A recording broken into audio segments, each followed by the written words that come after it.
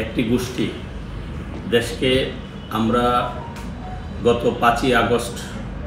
স্বৈরাচার এবং ফ্যাসিবাদ মুক্ত করেছি। সেই ফ্যাসিবাদ মুক্তর পরে দেশ যখন অন্তর্বর্তী সরকার খুব ভালোভাবে পরিচালিত করতেছিল, তারপর থেকে যখন দেখছে যে এই দেশের মানুষ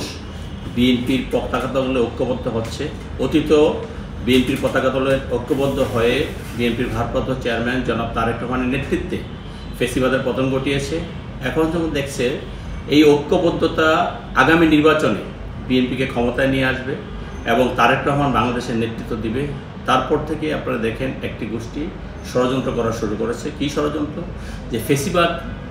ফ্যাসিবাদের সময় যেভাবে কথাবার্তা বলতো, হাসিনা সহ তার দোসররা যেভাবে কথা বলতো, আজকে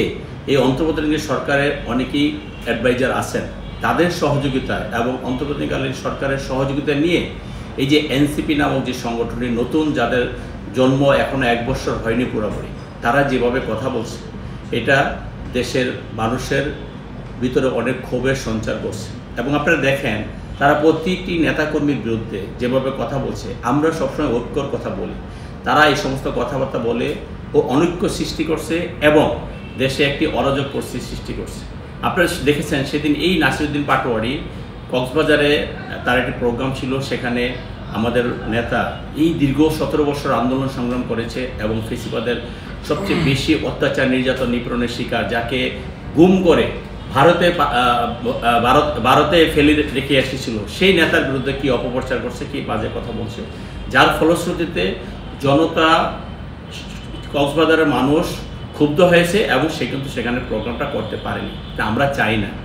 কোনো রাজনৈতিক দল, সেটা ছোট হোক বড় হোক, যেই লেভেলেরই হোক, তারা তাদের কথা বলবে, তারা অধিকারের কথা বলবে, কিন্তু